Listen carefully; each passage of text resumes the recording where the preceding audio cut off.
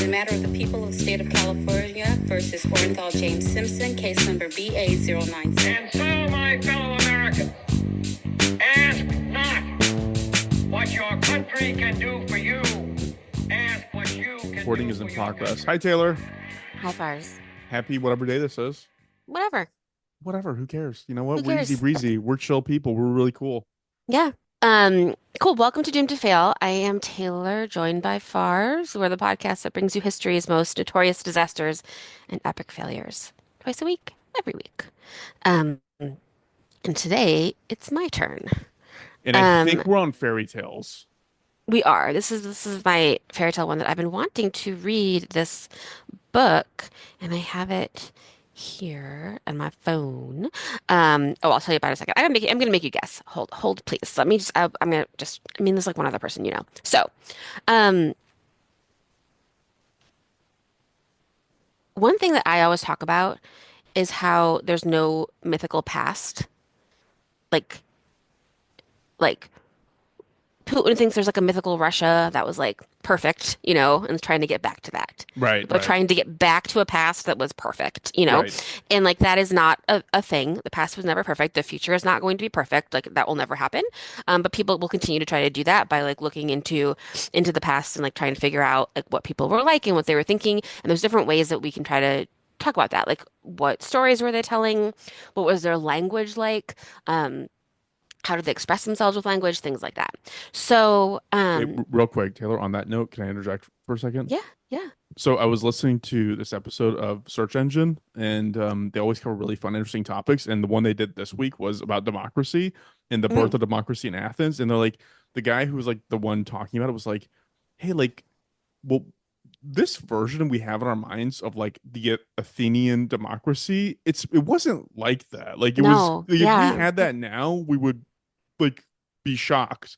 And one of the things that they did that was really fun, I thought, was once a year they would pick one person in Athens, and it was part of this process called like the ostracize something. I forgot what it was, but it's where the word ostracizing comes from. We would pick one person, like he's to blame for our problems, and they would cast him out of the city. And I was like, what did I do? Let's do it again. That's so funny. I love that. What the fuck? Nothing. It's a mess. It always has been. That's really funny. Yeah. Anyway, Um, sorry, go ahead. that poor person. Maybe they deserved it. I don't know. So let's talk about some people who are obsessed with the mythic medieval German past, very specifically. German stories, German language, and they wrote it all down, a lot of oral traditions. So they wrote books like, or stories like, I have it right here. I'm gonna read you some that you might know. The Frog Prince. I'm not even gonna talk about Disney. Rapunzel. There's two of them. Making you guess. Hansel and Gretel. Oh, am I supposed to be talking right now? Yeah, guess. Oh, Guess. what am I get the German fairy tales? Yeah, no, guess who wrote these? Sleeping Beauty, Snow White, Rumpelstiltskin. The Brothers Grimm. Yes, it's the Brothers Grimm. Look at this beautiful book I have. I have this beautiful Brothers Grimm book that I read. I've been reading a little bit of. Is it illustrated? A little bit. It's from 1954.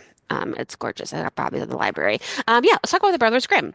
And one thing that I learned that isn't necessarily true, but in part, one of the ways they used to say, and they lived happily ever after, would be had they not died. Like they would live happily ever after had they not died eventually, you know, which is fun and very German. Was that invented by them?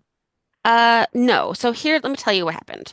So the Brothers Grimm, so for this, I read the book, The Brothers Grimm by Anne Schmeising, and it's like the first English version biography of them in like 100 years, and it's from it just came out like last week. So that's the one that I've been like wanting to read because I was like, what's up with them? What's their deal? I also kind of thought of them further in the past than like they are, but they do most of their work in like the mid 1800s. There are photographs of them. Like Dude, that they, makes sense though, because like Germany, like we think it's like an old country. It's not. It's not an yeah. old country. Like that's like Mhm, how Hitler mhm. was able to do what he was able to do because it was like just like a bunch of disparate little, but almost like tribes people that like kind of came together.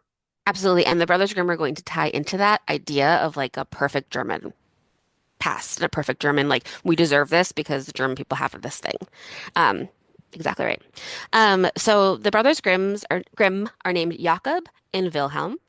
Jakob was born on, or Jakob Ludwig Karl Grimm was born on January 4th, 1785. A year later, his brother Wilhelm Karl Grimm was born on February 24th, 1786. So they are very, very close. And you are exactly right. They live in, like in Hanau, which is in Hesse, part of Germany, part of the Holy Roman Empire when they're born. So their king and the people that are ruling them are like part of this Holy Roman Empire that goes to France, goes to England, like all of the kings and queens are all like related and intermarry, and like we've talked about that before. Like Yeah. that is all happening around them, like as they're born. Also, just like it's the French Revolution's happening, the American Revolution's happening, it's happening when they're born. Um, they will be rule Germany. That's exactly right. I wrote this down. We've talked about this before, but Germany is not a thing yet.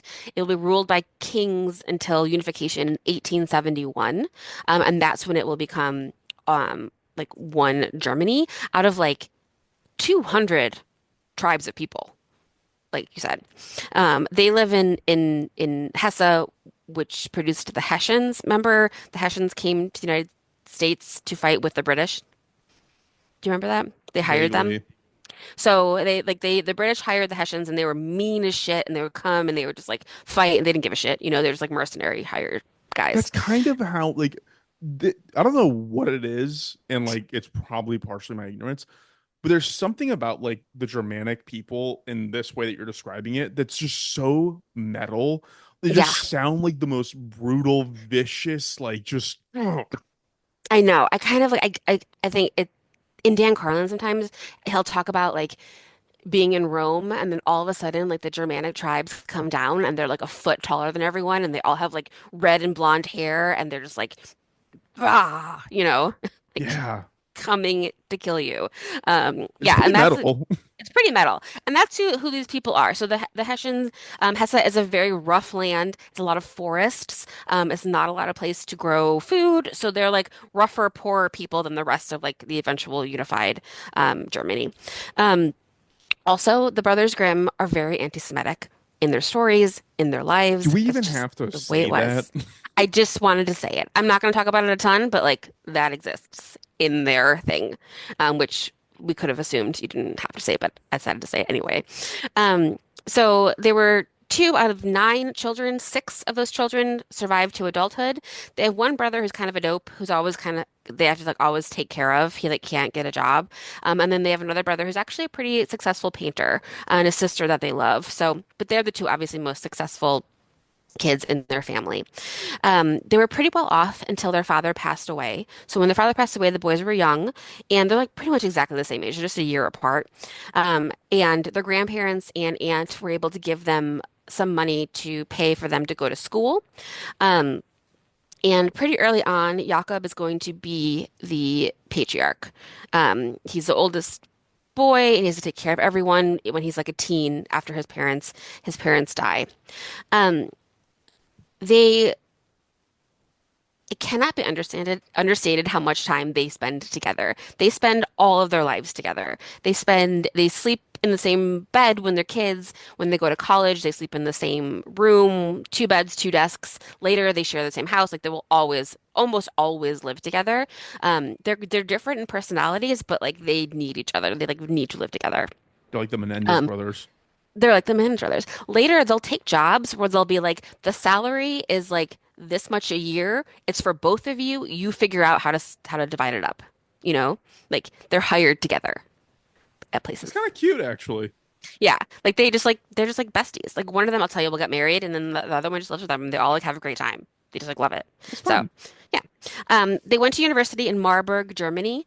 And their villain origin story is a lot like mine, which is about being poor in college and how mad that makes me. So they were pissed. Like they were pissed that they were like the rich people were getting scholarships, the rich people were like getting these opportunities that they weren't getting, and they were just like very not happy about that. Um, but they did find a mentor when they were in Marburg. called Friedrich Karl von Savigny, and he was a law historian. So he was doing some things that are pretty interesting. Like his main thing is that laws cannot be universal across different peoples or different times because people are different and you like understand things differently. And you can't like a little bit like you can't judge people based on the laws of the past, but you also have to like be more a little more like fluid with it. And so he was trying to see laws and understand the law in its historical context. It's like very heady, but like that's what he was thinking of. And they were also thinking as well, like how do we understand German and German history in its historical context? It's got to be so hard without like the internet or like Oh my God, I know. because just from my episode, I was like, so what was happening in the US when this happened? What was happening in Vietnam? Was like you can't look at anything in isolation on a global Yeah, yeah, scale. yeah. Like and for me that was a pain in the ass. And I'm like ChatGPT and the entire internet at my disposal. I know. Exactly. No, you have to like, and you have to like have your own library. And like, I love it. I love it when I'm like, oh, I actually own this book and I get to like reference it. But like, I don't have to. No, I yeah. also go to the internet. Um, so that's their mentor. So they're thinking about contextualizing history. And while this is also happening, Napoleon is happening.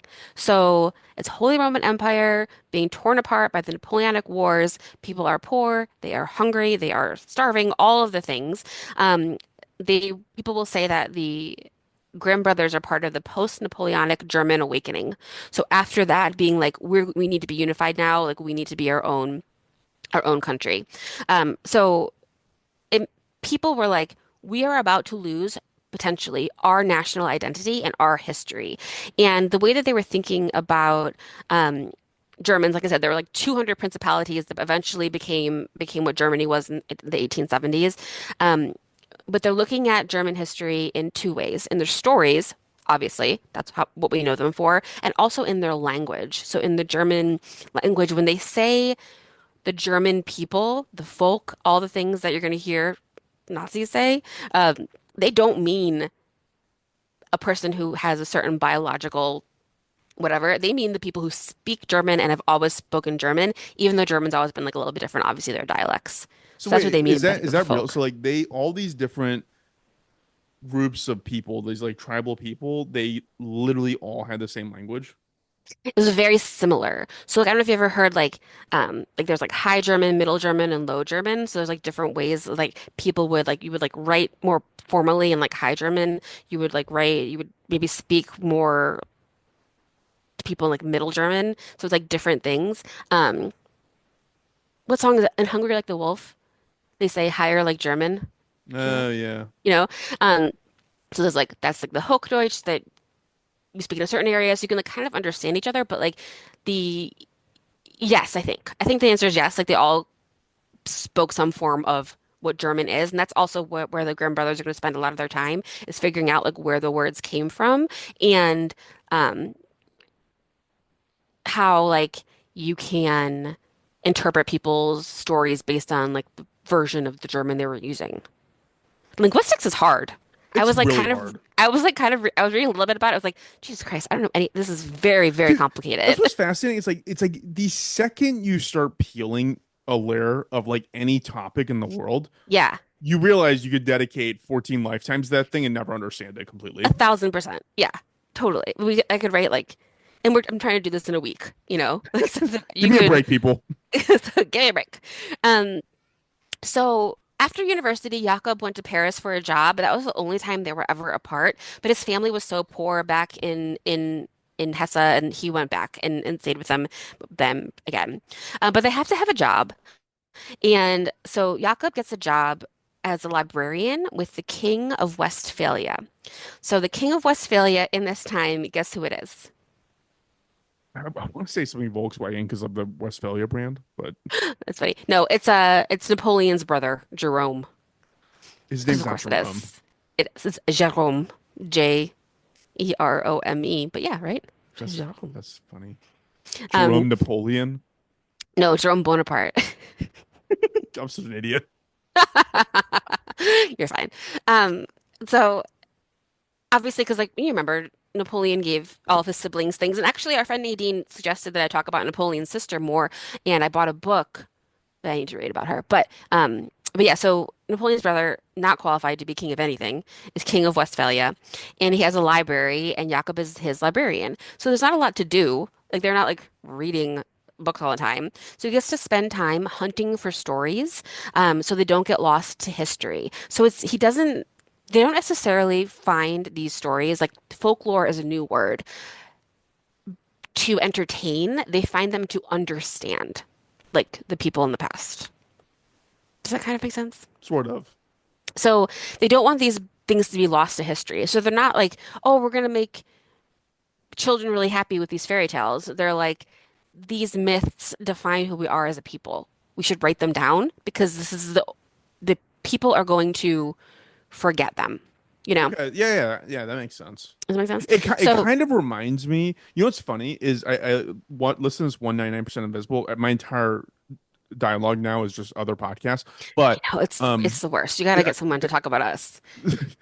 I'll try to figure that out. But they did this one episode on how you convey for 10,000 years that a site is dangerous, like a nuclear dump site, you know?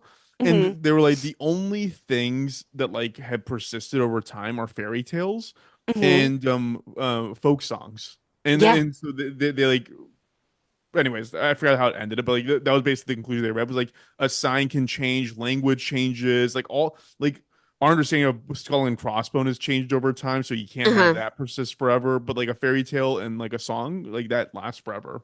Hmm. And it Anyways, doesn't have to be perfect. It just has to be the idea, you know? exactly. Just gotta convey the idea. Yeah. Um, so it's also very similar to Poggio Broccolini, who we talked about before.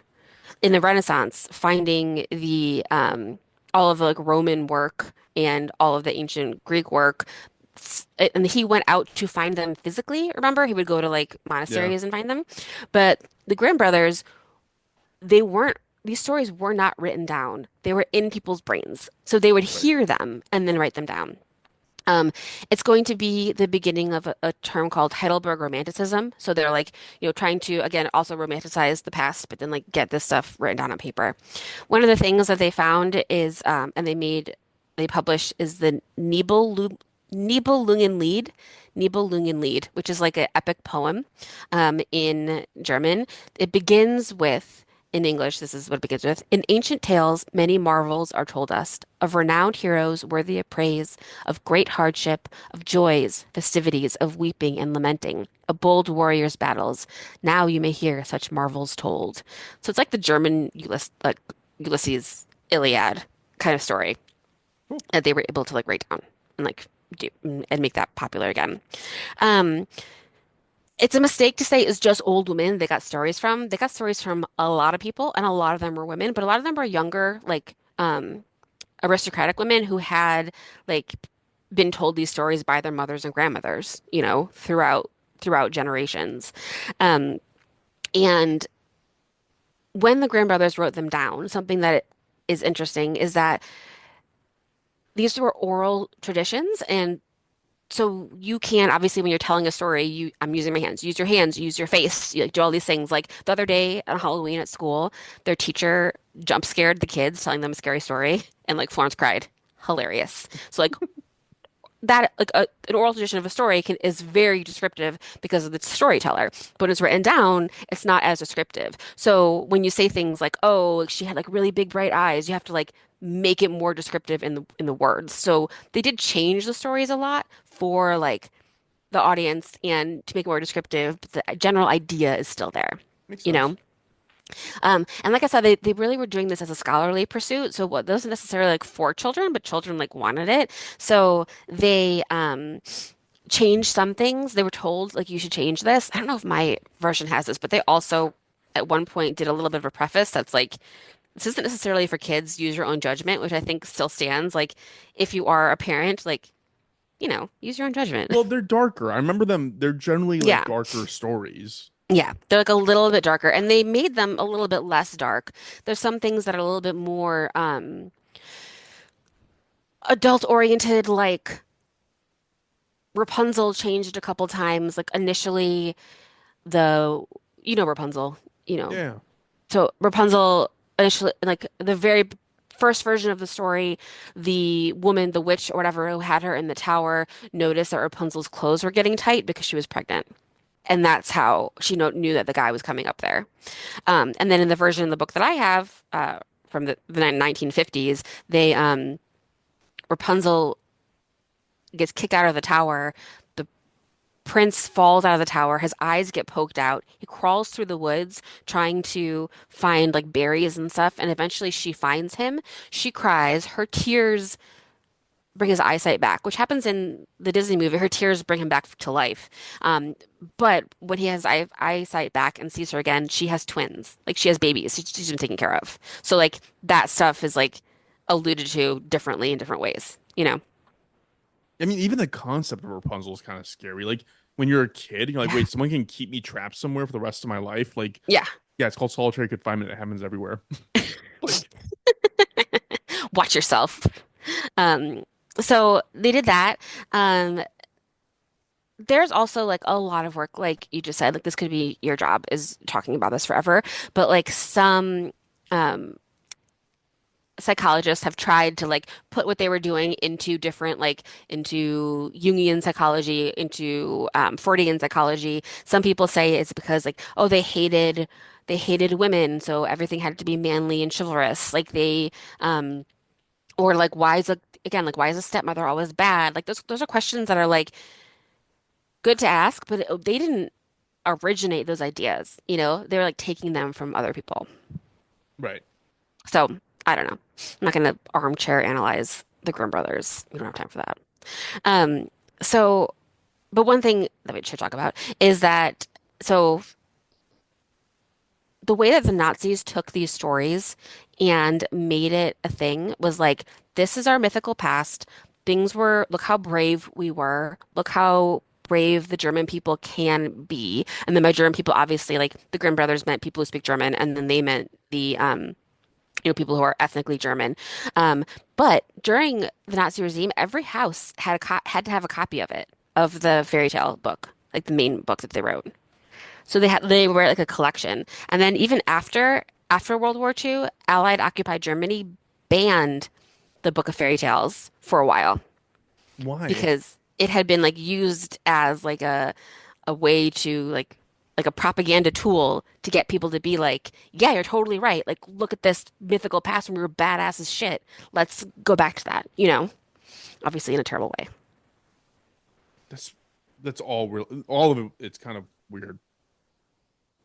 Like Yeah, using that as Nazi propaganda is because I think weird. yeah, because well, I mean, you were just saying when you hear these stories of like the Germans who are really brave and really strong, you know, stuff like that. They're like, hell yeah. But I don't think of that when I think of Rapunzel. No, not Rapunzel, but like the other ones, like other ones. Like there's, you know, a lot of it is about like, you know, people coming to the rescue to other people and things like that, Hmm, interesting. Okay. I believe. But I Wait, should so read does that all of mean it was these. banned in the U.S. too? No, it was banned in Germany. Yeah, yeah. Interesting. Okay. But it's not anymore because people are like, calm down their fairy tales. Whatever. Um, so at some point, Wilhelm has heart problems. He's the younger brother, and they sent him away to a hospital and they gave him electric shock therapy to help with his heart problems. I mean, he's gonna get his mind off his heart.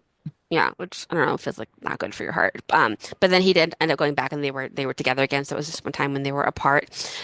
So they're working in this library for Napoleon's brother, and they don't have a lot of stuff to do, so they are writing. And they were in 1812, they published the first volume of Children and Household Tales, which is what I was saying, the book that I have that mine says Grimm's Fairy Tales, but it's the same thing. And there's others. There's a lot of different versions that they'll publish in their lives. One thing that they talk about a lot in trying to find these stories is the difference between natural poetry and artistic poetry. So they didn't like the rhyming sort of poetry, but they saw fairy tales as like a natural poetry of like a storytelling thing. Like they would be like, we're storytellers, you know, how people overuse that word.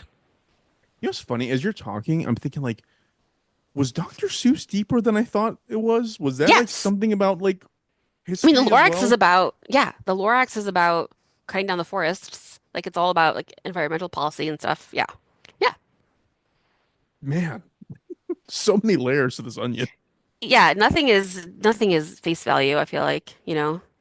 Um, so they are working library. They get honorary doctorates from the university that they attended and a couple other universities, and they're kind of annoyed by that because they're like, like, it, you guys were kind of jerks to me when we were there, but now I have honorary doctorates. Thanks. They do other stories as well. So like they're famous for the German ones, but they also wrote or compiled Norse stories, Irish stories, English stories. So they have others as well that they did. Um, Jakob will never get married, but Wilhelm does get married. He marries a woman named Henriette Dorothea Dortchen, and call her Dortchen in the book I read. So, but they have known her since childhood. She actually is one of the people who told them some of the stories that they ended up publishing, and she sounds great. Like they were very happy. They all three lived together, and they lived in a town called Göttingen. Göttingen? Oh my God. Gottingen. And they worked at the university, and it was in Hanover, so like a different principality than Hesse, but it was a different kingdom. Um, but they were like, cool, we like it here. Everything was fine until 1837. There's a new king. The new king is named Ernest Augustus, the king of Hanover. He is the fifth son of George III of the United Kingdom and Hanover, which makes I didn't even look at the thing, but essentially 1937 is the year that Queen Victoria comes to the throne in England, and the way that the laws were written, a woman could not rule over these German areas. Well, you mean So they had, 1837, right? yeah, 1837, sorry. Okay. Yeah, 1837. Um, so a woman couldn't be queen of Hanover, it had to be a man. So somehow this guy got to be king. He, it's like he was like 19th in line to be king, Wait, and what he ended does up being. Queen Victoria have to do with Germany? Well, she was part, it was all part of like that Holy Roman Empire, and it was a lot of like that, like intermarrying between those people. Because at the same time, it's like it's after the French Revolution, but remember how like Catherine the Great was a cousin of one guy, and remember how like the Tsar Alexander, him and King George were cousins. No, but I'm saying was it part of the United Kingdom? I think kind of. Weird, okay. I think they ruled over like these different little principalities in certain ways. Because also like post Napoleon, so they're like trying to figure out who's in charge of everything. It's a lot. Right. But anyway, this guy's king. And he um, decides to immediately dissolve the parliament and dissolve the constitution. And he wanted all of the civil servants, which included professors, which the Grimms were, to sign an oath of allegiance to him. And they said no. So the Grimm brothers and five other professors become known as the Göttingen, that's hard to say, the Göttingen Seven. So they are a group of seven professors from this town who said no to the king, and they were kicked out and then sent back to Hesse without jobs, without any money. Later, they're going to be celebrated as a model for a more liberal Germany, and there are statues of them like all over, and people were like, talk about how their defiance of this king who was like dissolve the constitution was like very courageous. And there's like a one weird statue where like there's no one in it, it's just horse footprints, and people are like pissed about it because you can't even see the horse footprints, and you're like you're supposed to do a statue of a horse. Was there Anyway, symbolism behind it? yeah, I don't know, but that was a funny thing. So politically, they were centrist. The Grimms described the liberal idea of equality akin to cutting down all the mountains and burning all the forests and just like flattening everything. So they were, um, but they definitely didn't want like whatever king the new king wanted. So they're back in Hesse, which is great because that's where they're from. They'd rather be there anyway. Um, and they have to start working now to stop the censorship of like this guy and other kings who are coming in and trying to censor like, you know, different books for different reasons. And it's an interesting time in like the written word because the literacy rate in like German areas is going to go up from like 10% to 50% in like 10 years. So a lot of people learning how to read because books are becoming more accessible, you know? Good for them. Yeah. And that's when the Grimms become obsessed with German grammar, because that's really what they spent the bulk of their work on, is like German grammar and words. They like didn't think that grammar needed to be ruled in like a certain like a really stiff way. They thought people could be more expressive with what they were saying, so they were taking like the different types of German and figuring out like what different words mean in their historical context and seeing German, the language, as like a living organism constantly changing, which is fun. Um, and with that, like, that's how they can change some of their stories as well. It changed the meaning based on like the different words they were using. Um, they are publishing their grammar books and books on German history, and they need to like change the typesetting all the time because they have like new letters. You know how German has like other letters? Like there's Yeah, like I the mean, umlaut. yeah. It It's looks like like and almost musical notes mixed with like regular. yeah, like the two S's is like the big musical note looking Yeah. thing. Yeah, so they were doing that. One thing that I thought was fun. Did you know that in German you capitalize every noun? No. So like if I said like, "Oh, Fars has a microphone," I would capitalize Fars and microphone, even though it's not a proper noun and it's not at the beginning of the sentence. And we still do that today. But the Grimms were like, "That's dumb. Let's stop doing it." And they would publish their books without capitalizing every noun, but that didn't catch on. People were like, "No, Yeah. we're still gonna do it." Everything changes. Yeah. Um, So they go back to Hesse. They're working as librarians. They're kind of bored. They have to keep like at one point there's like a fire or a flood or something. They have to save a bunch of books and they have to copy them over and over again. It's just like not super fun. Um, and that's when they start working on their German dictionary. So could you imagine writing a dictionary? No, it sounds like these people were not even storytellers. Yeah, They're like they're us, professors. linguists. Yeah, exactly. Well, they are. Yes, exactly. Just like us. So they got to F before they died, and the German dictionary would be finished before, about 100 years after their death. But like in the book that I read, they mentioned that like someone who wrote an English dictionary, like one of the first English ones, under the word dull, they wrote writing a dictionary. It's an Yeah. example of something that's dull. You're like, of course. Um, it was mostly Jakob's passion. He was the more like introverted of the two. He's the one that didn't get married. You know, he was the older one. So he was like, I love this. But like Wilhelm was like, we could also listen to music and look at art. And Jakob was like, nah, I just want to think about grammar all the time. You know? Yeah, you seem really dedicated. Yeah. So there's a law called Grimm's Law, that Jakob in like popularized. Like someone else had thought of it, but he's the one who like made it popular. But it's this is where I was like reading about linguistics and very confused. But he has like a law of like the way that you start and stop German words that like mean different things. It's very confusing. But so that's what he was thinking about. He was thinking about linguistics, thinking about language. Um, Eventually, they will finish their lives in Berlin. They're going to move to Berlin. Berlin is starting to become like a more modern city. It doesn't have like the Gothic medieval things that like little German towns do. It's starting to like they live in like an apartment building that's like pretty new. They join parliament for a term, but they don't stay. But they kind of like hang out when people are like having debates and things, and they'll like get up and say something, bring in the context, talk about the German people, history, all those things. They had a library about 8,000 books. Like we were saying, like you have to have the books at your house. So they would do things like so they had they this I saw this again and again. Like, they shared a bed when they were kids. Then they shared a room with two beds and two desks when they were in school. And then later they have two studies that are next to each other and they would like run back and forth with different books, to be like, oh, there's this and this and this, and like we have to keep writing and do these things. Um, it was kind of like a mad rush to finish, but like they did not finish their dictionary. But eventually it got finished, and like obviously they're our dictionary, so yay.